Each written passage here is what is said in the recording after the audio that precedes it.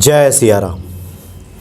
हर व्यक्ति की ये इच्छा होती है, चाहत होती है कि जीवन में उसका कल्याण होता रहे, सुखों की प्राप्ति हो, परेशानियां कम से कम आए, और इसको लेकर निरंतर हम लोग बातचीत करते रहते हैं। एक बार फिर से आपके सामने उपस्थित हैं ज्योतिषाचार्य चेतना कालरा जी। स्वागत है आपका। जय सिया राम। जय सिया राम। और आपसे जो बातें हो रही थी उसमें आप बहुत एक महत्वपूर्ण विषय की बात कर रही थी कि कई बार होता है कि हर व्यक्ति की गृह दशा अलग होती है, बिल्कुल परिस्थितियां अलग होती हैं, लेकिन एक व्यक्ति अगर घर में परेशान है किसी प्रकार से तो पूरा घर प्रभावित दिखता है। तो क्या एक व्यक्ति की जो पत्रिका है क्या औरों पर भी प्रभाव डालती है? और इस तरह की परेशानी अगर घर में आ रही है कि लगातार घर के सभी सदस्य परेशानी दिख रहे हैं, कहीं कोई उसका निराकरण नहीं हो रहा है, तो ऐसे लोगों के लिए क्या कुछ खास आज आप बताएंगे? जी, सबसे पहले तो मैं यही बोलूँगी, कई बार क्या होता है, पत्रिका मेरी खराब है, मेरे बच्चे की बहुत अच्छी दशाएं चल रही हैं और मेरी बेटी की, बेटे की, मेरे हस्बैंड की बहुत अच्छी दशाएं हैं, मेरे भाई बहनों की, लेकिन परेशान सब हैं। सामूहिक रूप से सब परेशान दिखते हैं। बिल्कुल परेशान दिखते हैं कि एकदम से जैसे लगता है पता नहीं दुख का पहाड़ टूट गया जीवन पर। तो उसका कारण मेरी पत्रिका नहीं है, उसका कारण कुछ और ही होता है। अच्छा। उसका कारण हमारे घर का वास्तु दोष हो सकता है, नेगेटिविटी हो सकती है, नज़र दोष हो सकता है। तो ये कारण है। देखिए, अगर आप एक प्लेन क्रैश होता है तो उसमें जितने लोग हैं, पत्रिका जितनी मर्जी अच्छी हो, जब वो क्रैश होगा तो सभी जाएंगे, सभी प्रभावित होते हैं, सभी प्रभावित होते हैं। तो एक जो घर है, हमारा घर है, वो एक ऐसी जगह है जहाँ हम सबसे ज़्यादा समय व्यतीत करते हैं अपने जीवन का। चाहे पढ़ना है, बैठना है, सोना है, शादी होनी है, सभी कुछ उसी घर में है। तो वो घर का वास्तु कैसा है, उसमें एनर्जीज कैसी हैं, उसकी धरती में हमने जो हम बोलते हैं ना कर्म कांड जो होते हैं हमारे, वो उस टाइम आपने करा कि नहीं करा, जब भी वो नींव भरी यानी गई। एक ध्यान आ रहा है मुझे, आपके कहने का तात्पर्य है कि किसी एक चीज़ से हमारा जीवन प्रभावित नहीं होता, बहुत सारी चीज़ें उसमें मिली होती हैं। जी जी जी। और जरूर नहीं कि एक चीज़ें ठीक है तो उसी से सब ठीक हो जाएगा। बहुत सारी चीज़ें मिल करके अपना प्रभाव दिखाती हैं। और यदि देखिए, मैं बहुत खुश हूँ, अगर मैं घर से बाहर रहती हूँ तो वो असर मुझ में कम रहता है। अगर मेरे घर में वास्तु दोष है, मानिए कई लोग बोलते हैं, जैसे आपके किसी की पत्रिका मैं देखती हूँ तो बोलती हूँ वास्तु दोष है आपके घर में, तो बोलते मैं अपने घर में रहता नहीं, मैं तो किराए में रहता हूँ, मैंने अपना घर किराए में दे दिया। अपना घर किराए पे देके आप किसी दूसरे के घर में किराए पे रह रहे हो। लेकिन ये भी सच है, जब तक वो घर आपके नाम है, आपके मम्मी पापा के नाम है, किसी के भी नाम है, वो वास्तु दोष जीवन में आपका पीछा नहीं छोड़ेगा। अच्छा, वही प्रभावित करता रहेगा, वही प्रभावित करता रहेगा। मैं अपना ही एग्जांपल लेती हूँ। मेरा एक घर जो मैंने रेंट पे दे दिया, वहाँ बस एक ही गलती थी, वेस्ट में ग्रीन कलर था जो मुझे नहीं चाहिए।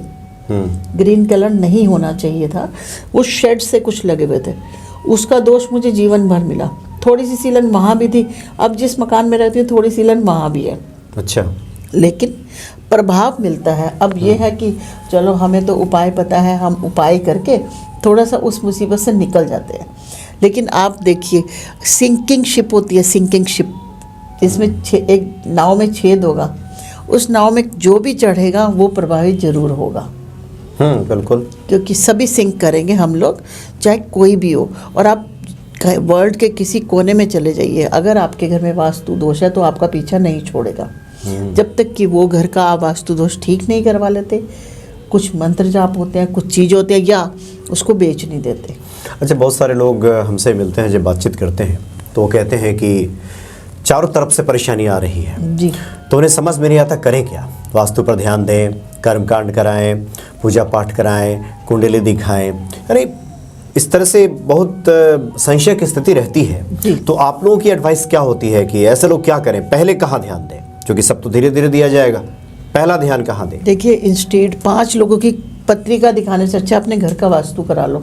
सबसे पहला काम तो ये कर लो, जहाँ आप रहते हैं, जहाँ आप रहते हो, अगर आपका घर अच्छा साफ सुथरा है, वास्तु दोष के बिना है, ऐसा कोई घर नहीं है जिसमें कोई वास्तु दोष ना हो। सबसे बड़ी बात, आजकल के जो आप देख रहे हैं, इतने मल्टीप्लेक्स बन रहे हैं, कितनी ऊंची ऊंची इमारतें हैं, तो किसी का तो साउथ फेसिंग होगा, किसी का वेस्ट फेसिंग होगा। बिल्कुल। अब साउथ फेसिंग वाला कहाँ जाएगा, रहना पड़ेगा उसे। तो इससे अच्छा है कि आप उसकी रेमेडीज कर लो, ठीक है, उपाय कर लें। अगर एक घर के उपाय कर लेंगे तो काफ़ी हद तक जीवन बेहतर हो जाता है। आपका अनुभव कहता है कि सबसे पहले जो हमारा रहन सहन है, जो कि आप अक्सर एक बात कहती हैं कि आप जिस घर में रहते हैं सबसे पहले तो आपका जो मुख्य दरवाजा है जहाँ से आप प्रवेश करते हैं वो साफ सुथरा सुंदर होना चाहिए। तो सबसे पहले तो वही ध्यान दीजिए जहाँ आप रहते हैं वो कैसी वहाँ पे व्यवस्था है, पहले उसको ठीक कीजिए, उसके बाद। क्योंकि देखिए आपके बच्चों की पढ़ाई, आपके बच्चों की जो शादी है वो वहीं से होनी है। तो अगर पढ़ाई लिखाई अच्छी चाहते हैं तो उसको अच्छा रखिए, तभी हर चीज़ का वास रहेगा। ग्रह अच्छे रहेंगे तो सब चीज़ें बेहतर रहेंगी। सबसे पहले तो ये करवा सकते हैं। अच्छा। और मुझे ये लगता है जब आप वास्तु करवा लेंगे तो उसके बाद पत्रिका दिखाने की ज़रूरत नहीं पड़ेगी, काफ़ी हद तक उससे ठीक हो जाएगा। उससे से ठीक हो जाएगा। एक कई केसेस होते हैं जितना मर्जी उपाय कर लो, जो मर्जी कर लो, फ़र्क ही नहीं पड़ रहा। तो जहाँ पे कुंडली बंद होती है वहाँ पे मैं आती हूँ हीलिंग पे। अच्छा। जो हम लोग हीलिंग करते हैं, क्या होता है, अच्छा हीलिंग भी हर किसी को काम नहीं करती कई बार। अच्छा, हम चाहते हैं कि थोड़े कुछ सिंपल टिप्स दे दीजिए कि जो लोग वास्तु विधिवत कराएं वो तो कराएं, क्योंकि बहुत लोग तो डरे रहते हैं ना, बड़ा खर्चा हो जाएगा, इस तरह की बातें हो जाएंगी। तो ऐसे लोगों को सिंपल टिप्स से कम घर में तो ये जरूर कीजिए। हम तो देखते हैं बहुत सारे लोगों के घर में पूजा घर ही नहीं देखते हैं। बिल्कुल। वो पता नहीं कहाँ छुपा के बनाते हैं, आप पूछिए ढूंढिए तो मिलेगा, और ऐसा लगता है जैसे खाना पूर्ति की गई है। तो आपके क्या सिंपल टिप्स होंगे ऐसे लोगों के लिए कि सबसे पहले तो घर में कम से कम ये जरूर कर लीजिए? ये जरूर कर लीजिए। एक तो सुबह अपने घर में भजन जरूर बजाएं। आजकल सबके पास है यूट्यूब, कहीं भजन की कोई कमी नहीं है, वो जरूर बजाएं अपने घर में। झाड़ू को कभी भी खड़ा ना रखें। अच्छा। ये रखें ध्यान। और जूते चप्पलें इधर उधर ना फैलें, बिखेर के ना रखें, बिखेर के नहीं रखें आप। हफ्ते में 2 बार नमक के पानी का पोंछा लगवाएं। वास्तु दोष बहुत हद तक खत्म हो जाते हैं ऐसे ही। और आप कई खंडित मूर्तियाँ, फटी हुई फोटो, खराब इलेक्ट्रॉनिक सामान जो राहु वो करता है, वो चीज़ें हटा दो सबसे पहले। साफ सफाई जितनी रखेंगे उससे फ़ायदा होगा।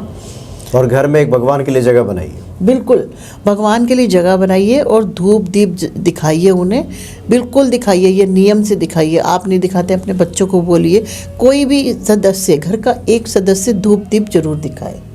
भोग का भी थोड़ा सा प्रचलन रख, एक ही टाइम लगाइए लेकिन भोग लगाइए। शाम को मौका मिल जाए तो दीप वगैरह जलाइए जी। और अपने मंदिर में हर वक्त ना एक पानी का कलश भर के जरूर रखें, ग्लास में या लोटे में, जैसे ग्लास में आप जरूर रखिए। ये बहुत ज़रूरी है, आप रखिए। जब भी आपके घर में कोई मुसीबत हो या कोई अच्छे काम के लिए घर से कोई बाहर जा रहा है, वो जल दीजिए, प्रसाद स्वरूप दीजिए उसे। कोई बीमार व्यक्ति है तो उससे आप वो जल दवाई के लिए, उस जल से वो दवाई खा सकता है। छोटी छोटी चीज़ें हैं, अपनाएंगे तो हमारी ज़रूरत नहीं पड़ेगी आपको। हम चाहते भी नहीं कि आप लोगों का खर्चा हो या कुछ हो, लेकिन करना आपको है। हाँ बिल्कुल। तो पहले तो आप लोगों को ये बताती हैं कि जहाँ आप रहते हैं उसकी साफ़ सफाई कीजिए, वहाँ जो कुछ वास्तु दोष है उसको ठीक कर लीजिए। और कई बार आप बता भी चुकी हैं, लोगों को अगर स्मरण हो तो ध्यान भी होगा। उसके बाद दूसरा ध्यान किस पे जाता है? जी देखिए, एक तो जो टिप्स की बात कर रही हूँ उसमें मैं कहूँगी कि पहली रोटी गाय को, आखिरी रोटी कुत्ते को दें। ये तो मैं हमेशा बोलती हूँ। तो इसको अपना लेंगे तो आपके दुख तो धीरे धीरे अपने आप ही ठीक हो जाएंगे। अभी आप बता रहे थे कि उसके बाद अब हीलिंग पे कुछ ध्यान देती हैं। उसके बाद मैं हीलिंग पे कहती हूँ कि जहाँ आपकी कुंडली ने जवाब दे दिया कि वेंटिलेटर पे जाने की ज़रूरत है, अब कुछ नहीं हो सकता, वहाँ हम हीलिंग का सहारा लेते हैं। लेकिन हीलिंग में आपको पॉजिटिव रहना ज़रूरी है। अगर कभी भगवान जी मुझे कुछ देना चाहते हैं और मैं अपने हाथ बंद करके बैठ जाऊँगी तो नहीं होगा। मुझे भी लेने की क्षमता रखनी चाहिए कि हाँ, मैं चाह रही हूँ कि भगवान मेरी राइट टाइम पे आके मदद करें। तो उसमें हम हीलिंग का सहारा लेते हैं ताकि पूरे घर के सदस्य काफ़ी हद तक ठीक हो जाते हैं। तो कैसे हीलिंग होता है? जैसे एक तो होता है कोई सामने आ गया तो उसको स्पर्श किया। जी देखिए, अभी तो कोरोना काल से भी, वैसे भी आप अगर रेकी के बारे में सुनेंगे तो डिस्टेंस हीलिंग हम लोग एक ब्रिज बनाते हैं, पुल बना के दूसरे को हीलिंग की वाइब्रेशन देते हैं। तो डिस्टेंस हीलिंग भी होती है, उसमें आपका सामने आना नहीं होता कि आप सामने आइए तो ही करेंगे हम। मैं बहुत सारी क्लासेस भी देती हूँ, डिस्टेंस पे क्लासेस भी देती हूँ, हीलिंग सिखाते भी हैं हम। और फर्स्ट और सेकंड डिग्री जो रेकी की होती है वो सीख के तो कुछ हद तक मैं खुद को अपने बच्चों को हील कर सकती हूँ। अच्छा। लेकिन औरों को हीलिंग देना, देखिए ब्लड रिलेशन से बाहर हीलिंग देने में थोड़ा सा ये है कि आपको मास्टर डिग्री तक जाना पड़ता है, तो उसके लिए बहुत मेहनत है, बहुत समय लगता है।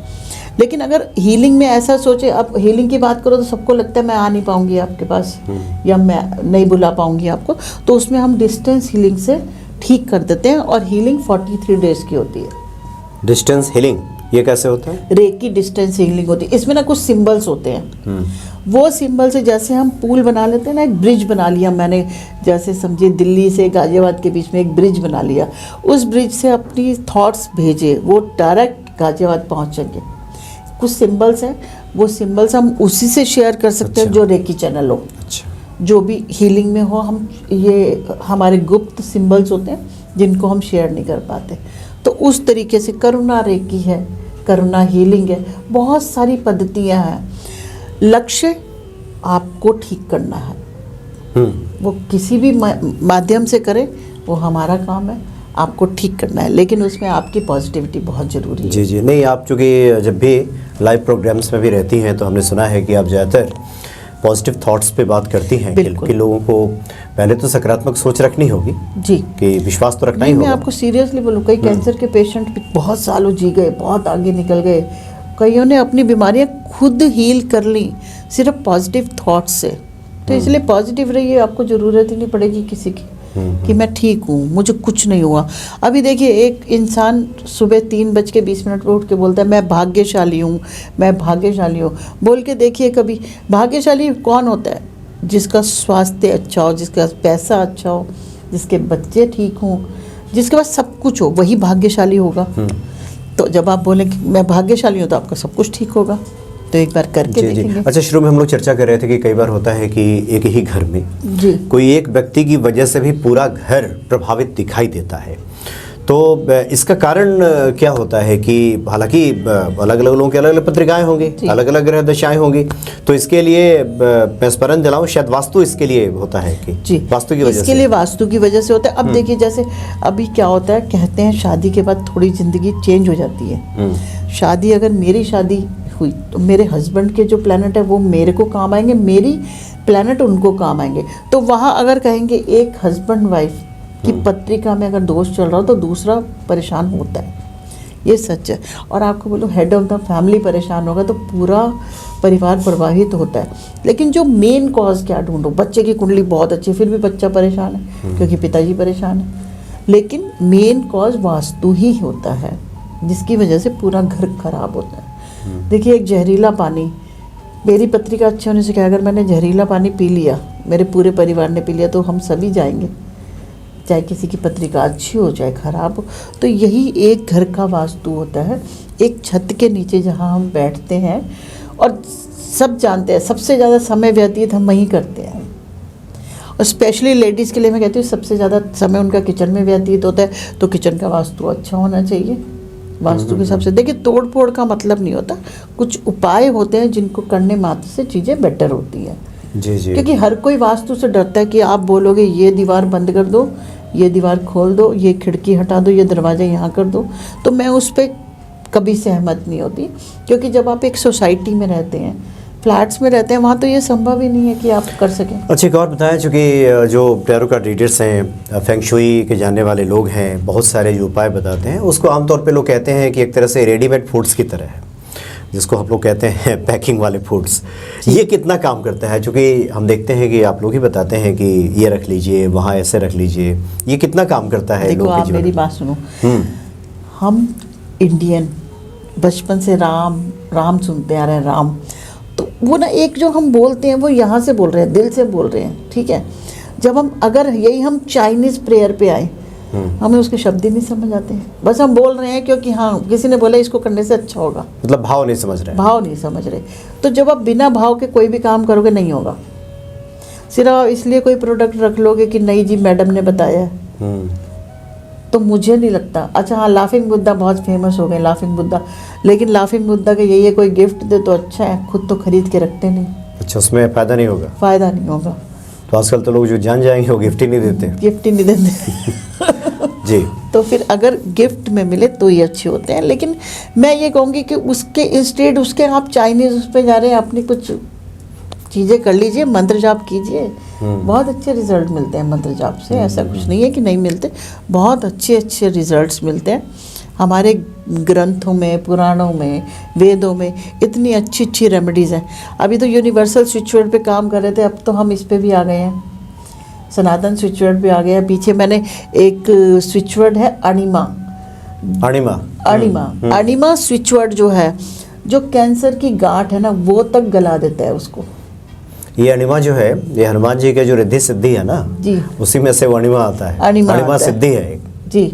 तो अणिमा हनुमान जी से रिलेटेड स्विच वर्ड है, उसे कीजिए और लाभ उठाइए। एक बार करके तो देखिए, बहुत सारी चीज़ें हैं, बहुत सारे उपाय हैं। गांठ हो जाती है कहीं शरीर में हमारे, कैंसर के सेल को मार देती है, गांठ को डिसॉल्व कर देती है, जिसको कि डॉक्टर आपको कहते हैं ऑपरेशन कराना पड़ेगा। अणिमा करने से कितने लोगों की गांठ चली गई, बहुत अच्छे रिजल्ट्स आए हैं। तो मैं ये, मेरा कहने का मतलब यही है यहाँ पर कि आप इंस्टीट्यूट की बाहर की चीज़ों को लेते हो, आप अपनी संस्कृति से उठाओ, क्योंकि हमें प्रोनाउंसिएशन आती है, बचपन से हम सुन रहे हैं।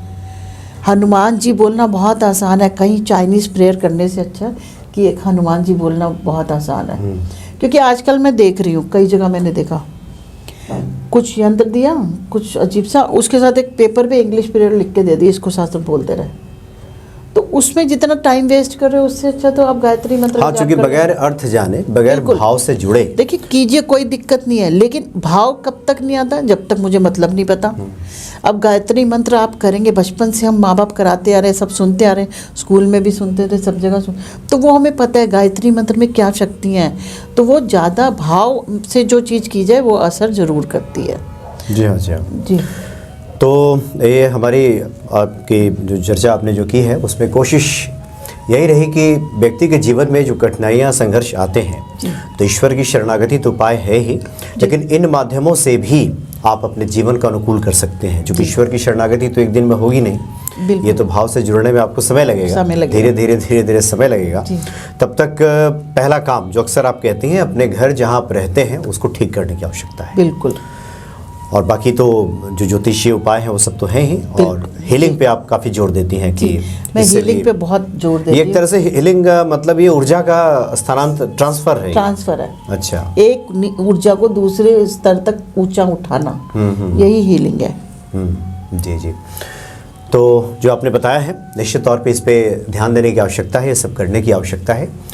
और आगे भी जो भी आपकी जिज्ञासाएँ होंगी, जिस विषय पे आप जानना चाहेंगे, जो भी समस्याएँ आपकी होंगी, आप मैडम से बात करते हैं, आप लिखिए, हम लोग फिर से आगे बात करेंगे। बहुत बहुत धन्यवाद आपका। जय सिया राम। जय सिया राम।